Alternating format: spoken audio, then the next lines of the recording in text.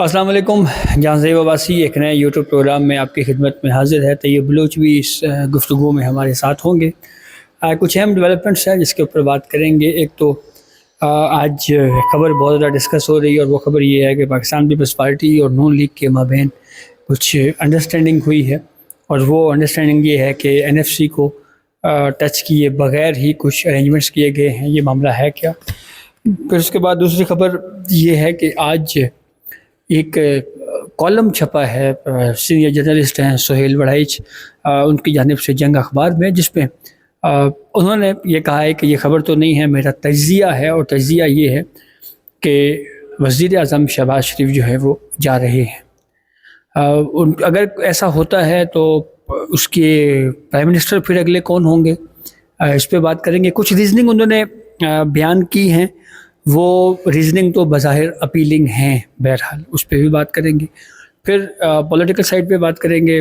پاکستان تحریک انصاف میں کیا چل رہا ہے. طیب بلوچ گزشتہ روز بھی اڈیالہ جیل گئے, ان سے پوچھیں گے کہ اڈیالہ کے باہر کیا ہو رہا ہے. تو تمام موضوعات پر تفصیل سے بات کرتے ہیں. سب سے پہلے طیب میں آپ سے یہ ویو جاننا چاہوں گا کہ پیپلز پارٹی اور نون لیگ کے مابین خبریں ہیں کہ کچھ سیٹلمنٹ ہوئی ہے این ایف سی والے معاملے پہ, بیس کے معاملے پہ. تو کیا لگ رہا ہے کہ کیا واقعتاً جو چیزیں چل رہی ہیں, آپ کو لگتا ہے کہ یہ ایسا ہی ہوا ہے؟ دیکھیں, بجٹ معاملات ہیں, سب سے مین اہم چیز یہ ہے. اور بجٹ پہ ہم نے ہمیشہ دیکھا کہ جب بھی بجٹ آتا ہے یا آنے لگتا ہے تو چونکہ پیپلز پارٹی اتحادی ہے تو اس کو لیا جاتا ہے, لوپ میں لیا جاتا ہے. ایک آدھ بجٹ کچھ ایسا تھا جس میں پیپلز پارٹی کے اعتراضات تھے کہ ہم سے مشاورت نہیں کی گئی, بہت ساری چیزیں ایسی ہیں. لیکن اس کے ساتھ ساتھ کچھ اور چیزیں بھی انڈر دی ٹیبل چل رہی ہیں, جس میں 28ویں ترمیم ہے, جس میں بہت سارے اور معاملات تھے, اور جس میں خصوصاً چھوٹے یونٹس کا قیام ہے, اور وہ بہت ساری چیزیں مطلب ایسی ڈسکشن میں ہیں. جوڈیشری سے ریلیٹڈ چیزیں ہیں. تو ساز ہے پیپلز پارٹی کا انپٹ. پھر وہ جی بی والے الیکشن سے, اب میں کل رات کو تقریباً 1 بجے 1:15 بجے ایک نیوز آئی, اور وہ یہ نیوز تھی کہ جب ان کی بیٹھک ہو گئی تھی صدر ہاؤس میں, کل بیٹھک تھی, آپ کو پتہ ہے وزیر اعظم تھے اور پیپلز پارٹی اور پی ایم ایل این کی جو مین قیادت تھی, وزیر اعظم شہباز شریف بھی تھے اور سارا کچھ وزراء موجود, تو ان کی بھی ایک بیٹھک ہوئی. پھر اس کے بعد اسحاق ڈار صاحب نے فون کیا پاکستان پیپلز پارٹی کے چیئرمین بلاول بھٹو زرداری کو آلموسٹ 12:30-1 بجے کے لگ بھگ, اور اس میں پھر وہی اتفاق بھی ہوا اور جو چیزیں طے ہوئی ان پہ بھی. لیکن مین چیز تھی جی بی کا الیکشن, اور جی بی الیکشن سے متعلق جو ہے وہ یہ تھا کہ جو پارٹی اکثریت میں ہے وہ حکومت بنائے گی. ٹھیک ہے, تو وہ بھی ایک چیز اب ہمیں نظر آ رہی ہے کہ شاید آزاد کے ساتھ مل کے حکومت بنائی جائے. اب اس میں یہ بھی ہم دیکھ رہے ہیں کہ تھوڑے سے تحفظات ہیں پیپلز پارٹی کے جی بی کے, ابھی جو سیٹیں روکی گئی ہیں تو وہ سیٹیں کچھ پی ایم ایل این کو بھی مل رہی ہیں. تو پی ایم ایل این کو بھی میسج جا رہے ہیں, وہ فون کرنے کی وجہ میں آپ کو بتا رہا ہوں, پی ایم ایل این کو میسج آ رہے ہیں آزاد اراکین کی جانب سے کہ ہم اگر آپ کے ساتھ مل جاتے ہیں تو آپ حکومت بنا سکتے ہیں. تو اب یہ چونکہ وہاں پہ کنفلکٹ ہو سکتا ہے دونوں پولیٹیکل پارٹیز کے درمیان, تو اس کو بھی طے کرنے کا میکانزم کل اسحاق ڈار اور بلاول بھٹو زرداری نے طے کر دیا. میں یہاں پہ اس لیے انٹرپٹ کر رہا ہوں کہ اب جیسے پیپلز پارٹی کو ووٹ دیا ہے پبلک نے 10 سیٹیں, تو اس وقت تک میڈیا چلا رہا ہے غیر حتمی غیر سرکاری نتائج کے مطابق. تو آپ کو نہیں لگتا کہ اگر ایک پولیٹیکل پارٹی کو پبلک نے ووٹ دیا ہے تو اسی کو ہی حکومت بنانی چاہیے؟ دیکھیں, وہ یہی اسحاق ڈار صاحب نے کہا, جو مین بات تھی نا کہ جو پارٹی میجورٹی لے کے آئی ہے اس کا رائٹ ہے حکومت بنانے میں, تو میجورٹی پیپلز پارٹی کے پاس ہے. اور یہی اسحاق ڈار صاحب نے یا نون لیگ کی جانب سے کنوے کر دیا گیا پاکستان پیپلز پارٹی کو کہ ہماری جانب سے آپ حکومت بنائیں نا, وہ ان کا رائٹ تسلیم کر لیا گیا ہے. لیکن یہ تو کچھ لوگ اندر سے یہ چیزیں چلا رہے ہیں, تو میں نے کہا تھا کہ وہ ابہام ختم ہو جائے. اب باتیں ہیں کہ جو آپ نے کہا این ایف سی والی آپ نے بات کی, تو اس میں بھی ایک فارمولہ طے کیا گیا ہے جو کل کی بڑی بیٹھک ہوئی. اس میں چونکہ دیکھیں اگر این ایف سی کو چینج کیا جاتا ہے تو ریزرویشنز تھیں, 18ویں ترمیم پہ تحفظات تھے, بہت ساری چیزیں تھیں, تو اس کا انہوں نے قابل قبول حل نکالا ہے. جو ذرائع سے ہمیں بتلایا جا رہا ہے وہ قابل قبول حل یہ ہے کہ صوبے وفاق کو جو پیسے درکار ہیں जिस वजह से NFC पे कट लगने जा रहा था या NFC का फार्मूला चेंज होने जा रहा था, उसको छेड़े बगैर ये चीज़ तय हो गई है कि सूबे जो है वो अपने बजट से हमें इतने इतने वफाक को देंगे। कोई 2000 या 3000 अरब का है वफाक का डिमांड है, जिसमें फिर वो डिफेंस बजट का भी है। तो अब सूबों पे ये है कि वो डिफेंस बजट में भी कुछ कंट्रीब्यूट करेंगे और वफाक को भी देंगे। ये अगर आपको इल्म हो तो हमने पहले भी वो एक व्लॉग किया था जिसमें KPK के सरप्लस बजट की हमने बात की थी। तो अब ये होगा कि या तो वो बजट में सरप्लस देंगे या बजट से पहले वो कटौती करके वफाक को जो है वो अपने पैसे दे देंगे।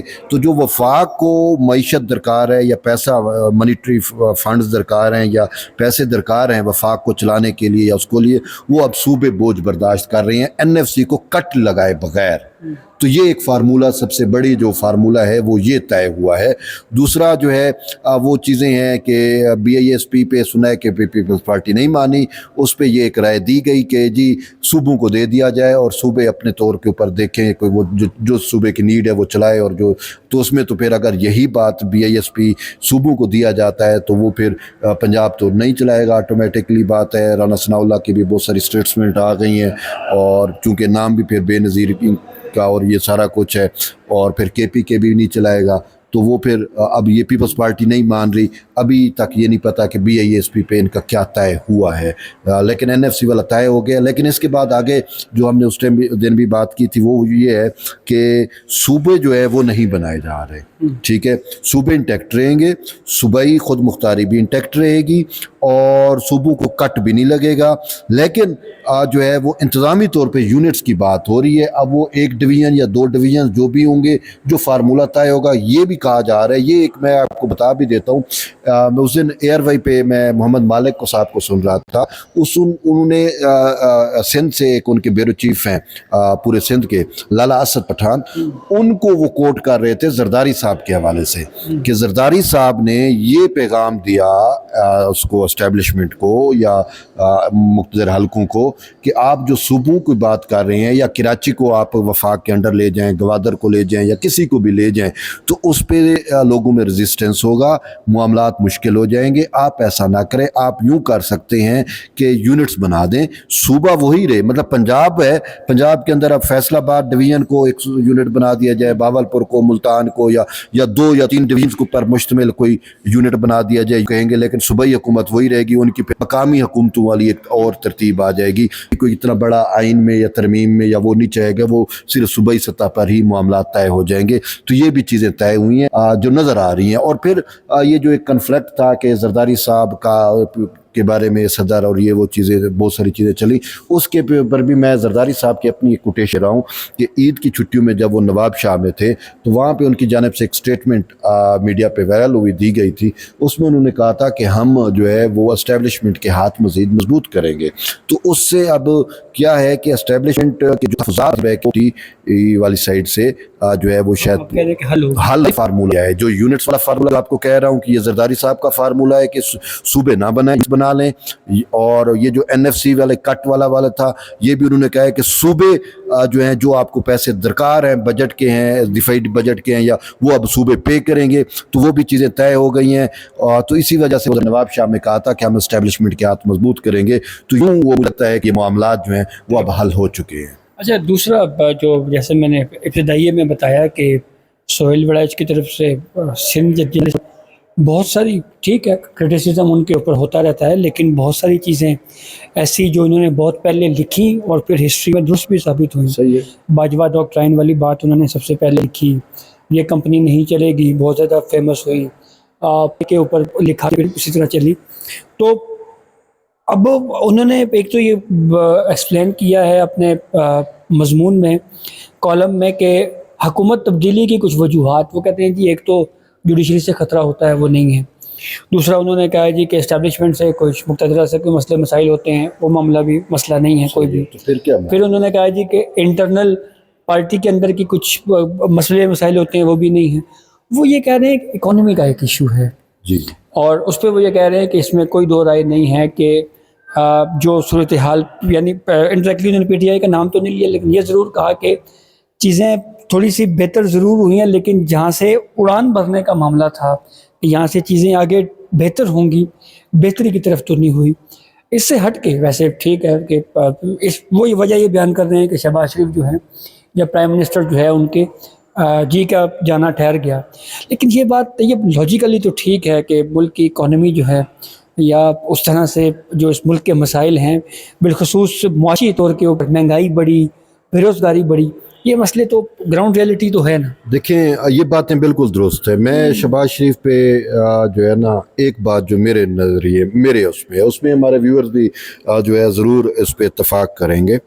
اب پٹرول کی قیمتیں بڑھی, ٹھیک ہے, اور غیر ضروری طور پہ بڑھائی گئی, ٹھیک ہے. اس میں جو یہ سارا قصور FBR کا تھا. اچھا ہاں بالکل, یہ میں اسی پوائنٹ پہ آ رہا ہوں, بالکل آپ نے صحیح پوائنٹ آؤٹ کیا. اور اس میں جو چیز سامنے آئی کہ FBR کا جو اینول ایک ہدف ہوتا ہے وہ اس کو ہدف کو اچیو کرنے میں ناکام ہو گیا, اور اس کی وجہ سے وہ انہوں نے لیوی کی مد میں پیٹرولیم پرائس بڑھا کے جو ہے وہ خسارہ پورا کرنے کی کوشش کی ہے, جس کا بوجھ آپ کو مجھ کو عوام کو برداشت کرنا پڑا, مہنگائی سے پڑا. اور اس میں FBR کیوں نہیں کر سکا؟ اب FBR کی میں ناکامی کس کی ہے؟ لوگ کہیں گے FBR کی ہے, لیکن بات پھر وہی وزیر اعظم کی آ رہی ہے کہ FBR کا جو چیئرمین ہے, جو ٹیم ہے معاشی ٹیم اچھا جو بھی ہے وہ آپ کی لگائی ہوئی ہے. پھر جو چیئرمین صاحب ہے, براہ راست جو چیئرمین ہے لنگڑیال صاحب, اس کے بارے میں کہتے ہیں کہ وہ شہباز شریف کا بہت قریبی بندہ ہے, اور ٹارگٹ اچیو نہ کرنے کے باوجود, FBR کی نیالی کے باوجود, عوام کو اتنا بڑا ٹیکہ لگانے کے باوجود وزیر اعظم نے ابھی گزشتہ ہفتے جو ہے اس کو پھر توسیع دے دی. ٹھیک ہے, تو اب یہ وزیر اعظم کی ٹیم کی ناکامی ہے نا. لیکن پھر یہاں پہ ایک اور بات بھی آتی ہے, جب ہم وزیر اعظم کی ٹیم کی کرتے ہیں تو وزیر خزانہ کس کا ہے؟ میں یہ سمجھنا چاہتا ہوں. اصل معاملہ پھر وزیر خزانہ پہ آتا ہے. اگر وزیر خزانہ صاحب اورنگزیب صاحب پورا نہیں کر رہے, دیکھیں وزیر اعظم کی ٹیم ہے, وزیر اعظم کی کابینہ ہے, جو ہے وہ وزیر اعظم پہ تنقید ہونی ہے, لیکن جو لوگ لائے گئے ہیں وہ پھر کس کے ہیں؟ بات تو یہ ہے. اب PMLN کہتی ہے کہ وزیر خزانہ تو ہمارا نہیں ہے, یہ تو کسی اور کا ہے پھر, ٹھیک ہے. اب وہ یہ بھی کہا جا رہا ہے کہ بھی اگر معیشت نہیں چل رہی تو آپ نے اسحاق ڈار صاحب کو ڈپٹی پرائم منسٹر لگا کے وزارت خارجہ دے دی ہے, جبکہ نون لیگ جو ہے وہ ٹیسٹڈ ہے, یعنی کہ اس کا یہ وزیر خزانہ ٹیسٹڈ وزیر خزانہ ہے, ایکسپیرینسڈ ہیں. اسحاق ڈار صاحب ہیں, اگر اسحاق ڈار صاحب ہوتے تو پھر PMLN یا اس کی حکومت پہ مسئلہ ہوتا کہ بھئی آپ ڈیلیور نہیں کر سکے. تو یہ باتیں آ رہی ہیں کہ جی اسحاق ڈار صاحب کو بھی لے کے آیا جا سکتا ہے. یہ چینجنگ ابھی معیشت واقعی جو اڑان بھرنے چیزیں تھیں وہ نہیں ہو پائی اس میں. ہاں, تو جو معیشت تھی وہ اس طریقے سے تو ٹارگٹس اچیو نہیں ہوئے, چیزیں بہتر نہیں ہوئی. اب اس میں وزیر اعظم کا قصور آتا ہے, لیکن جو ہے وہ دیکھیں گے کہ یہ تو ان کے تجزیہ ہے نا. لیکن ہم دوسری سائڈ پہ دیکھتے ہیں کہ جو وزیر اعظم شہباز شریف کو ٹرمپ کی جانب سے پذیرائی مل رہی ہے, جو باہر کی جنگی صورتحال ہے یا ان کا جو اس حوالے سے کنٹریبیوشن یا جو کردار جا رہا ہے یہ ایک میٹر کر رہا ہے. اور پھر اس میں یہ جو کہا رہا ہے کہ فیلڈ مارشل سید عاصم منیر ان کی جو باڈی کیمسٹری ہے یا جو ان کی ہم آہنگی ہے بیسیکلی, وہ بھی ایک چیز میٹر کر رہی ہے. تو اب یہ دیکھ سکتے ہیں کہ وہ اپنی معاشی ٹیم چینج کرتے ہیں یا وزیر اعظم چینج ہوتے ہیں, اللہ نوز بیٹر. لیکن پاکستان کی سچویشن یہ ضرور بتاتی ہے کہ یہاں پہ 3 سال سے زیادہ بمشکل ہی کوئی وزیر اعظم نکال سکا, یا کم از کم یہ ہم نے ضرور دیکھا ہے کہ کوئی پرائم منسٹر 5 سال پورے نہیں کر سکا. اچھا, آخر میں ہریالہ جیل کل اب گئے, کیا رہا کل؟ سہیل افریدی صاحب کیوں نہیں ہے؟ دیکھیں سہیل افریدی صاحب نہیں ہے, ہمارا تھا کہ شاید وہ آئیں گے, تو پھر ہم نے خود میڈم علیمہ سے پوچھا کہ وہ سہیل افریدی صاحب آ رہے ہیں؟ انہوں نے کہا نہیں وہ نہیں آئیں گے, وہ 12 کو آئیں گے.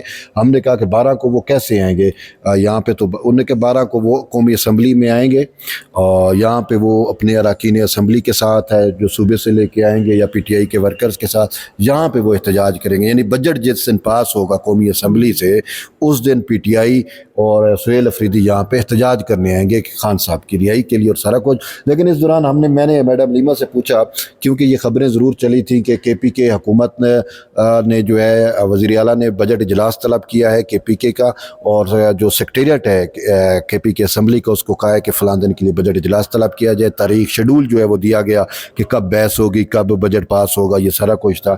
تو میں نے میڈم لیما کو کہا کہ آپ نے تو سہیل افریدی صاحب کو پابند کیا تھا کہ جب تک جو ہے بجٹ پہ کوئی پیش رفت نہ کی جائے, جب تک خان صاحب سے آپ کی یا سہیل افریدی صاحب کی ملاقات نہیں, تو کہیں آپ کو اس نے بائی پاس تو نہیں کر دیا. تو اس پہ میڈم علیمہ نے کہا کہ میں کیا کر سکتی ہوں, ہم صرف مشورہ دے سکتے ہیں. مشورہ میں نے دیا ہے, اب عمل درآمد کرنا نہ کرنا ان کا کام ہے, میں انہیں حکم تو نہیں دے سکتی تھی, لیکن انہوں نے کہا کہ یہ ضرور ہے کہ ان کو دباؤ بنانا چاہیے تھا. یہ ان کے پاس ایک اچھا موقع تھا کہ خان صاحب کو ہسپتال میں شفٹ کرنے کے لیے یا give and take what ever جو بھی ہوتا ہے, ان کا تو یہی ہے کہ ملاقات کرا دی جائے یا خان صاحب کو بیسک تو ان کی یہ ہے کہ ہاسپٹلائز کر دیا جائے نا, جو پی ٹی آئی کا ڈیمانڈ ہے آج کل. تو بھائی وہ اسی چیزوں پہ ہی دباؤ ڈالا جا سکتا ہے. تو انہوں نے کہا میں کیا کر سکتی ہوں, ووٹر کا کام ہوتا ہے اپنے جو لیڈر ہے اس کو مشورے دینا. تو میں نے مشورہ دیا, اب ان کی مرضی ہے مانے یا نہ مانے. انہوں نے نہیں مانا تو میں اس پہ کیا کہہ سکتی ہوں. تو یوں سہیل افریدی صاحب نے ان کو بائی پاس ضرور کیا ہے اس پورے معاملے پہ. تو اس کا مطلب یہی ہوا جی کہ کے پی میں عمران خان سے ملاقات کے بغیر ہی ایک مرتبہ پھر بجٹ پاس ہونے جا رہا ہے. تو جڑے رہیے, اس حوالے سے جو بھی کچھ اپڈیٹس ہوں گی اس سے ہم آپ کو آگاہ کریں گے. اپنے فیڈ بیک سے ہمیں ضرور آگاہ کیجیے گا. اجازت دیجیے, اللہ حافظ.